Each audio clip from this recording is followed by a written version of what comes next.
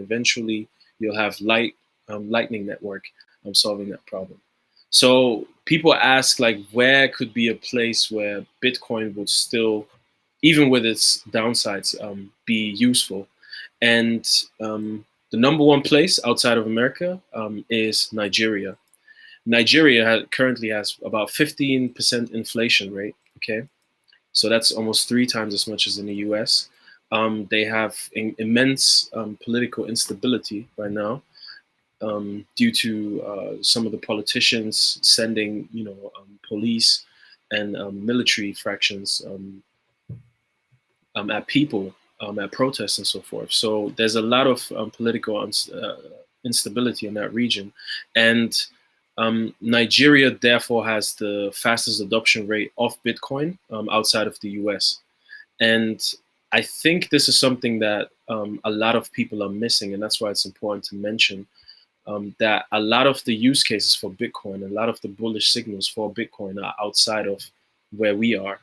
So you have to sort of look at the bigger picture. And the bigger picture is that there's countries that have immense political instability, and they gain the most from the use of Bitcoin. In recent times, Nigeria has banned both Twitter and BTC. And I think Twitter is still banned in Nigeria. So you just have to imagine all of the forces that are sort of moving against the people there, yet Bitcoin is still trading at a premium in Nigeria. I don't know the exact number right now, but it's a very high premium. And so to summarize my point, the best use cases for Bitcoin are pretty much all emerging markets, and namely Nigeria. Twitter opened up, I think, a headquarters in Ghana. So Ghana also is very high up in the Bitcoin adoption rate. And you also have Venezuela. I'm not sure, does Venezuela class as emerging market? It must. Yeah, probably. And as Venezuela, most people probably know they've had a lot of issues there. The central bank also ran the currency into the ground, so to say, and there's a lot of turmoil. And Bitcoin, again, is highly used.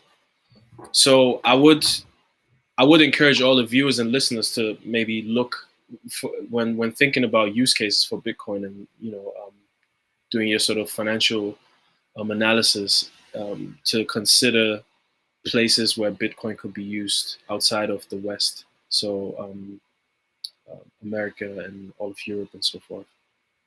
Yeah. And a really cool documentary, actually, that I would recommend people would be on the Coinbase. I think on the Instagram page, they posted something about Botswana use, Coinbase use in Botswana, which is really interesting. Mm-hmm. So yeah, I'd say check that out. Do you have anything on that? What exactly? The use cases in emerging markets for crypto.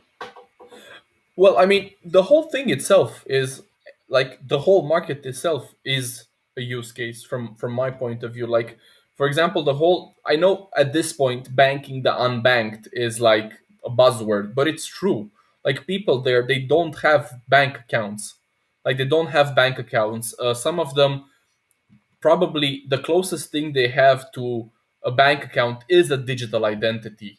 So from that perspective, the whole idea in itself is the use case. Like, emerging markets are the use case. It's probably we had this argument on. I mean, I had this argument on multiple groups. What's easier, to teach people to use technology or get a bank? Like, the whole thing with banks is for example, the bank encapsulates the financial processes you just use, but you don't understand what's going on there. Like, it's not like I understand everything the bank does behind closed doors.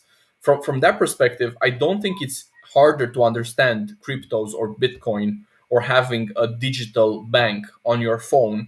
I don't think it's much complicated than a normal bank. Like, even for a normal bank, right, you still need to go to a bank, sign some contracts, understand some rates, do a lot of stuff, confirm your identity. So the process isn't harder in cryptos. It's either a bit more simpler or similar. And the thing is, people would say, okay, but what about credit card penetration, or like in general use of smartphone and technologies? And the thing is, people are adopting. Like, there's a lot of smartphone usage is super high in Africa. Like, I was doing Yes, some research, I think, on Jumia regarding their business case, and a lot of people have more access to smartphones than laptops or desktops. So from that perspective, absolutely. Africa is leapfrogging this step in like the the evolution of devices. They're But even leapfrogging the desktop and they're going straight to the smartphone. So why think not about would yeah, think about our generation. Think about us right now. Like, who is using landlines unless it's at work? So there's yeah, this there's similarities there, and there's things to be learned even from emerging markets like Africa leapfrogging exactly, landlines. exactly, Yeah, but go exactly. ahead.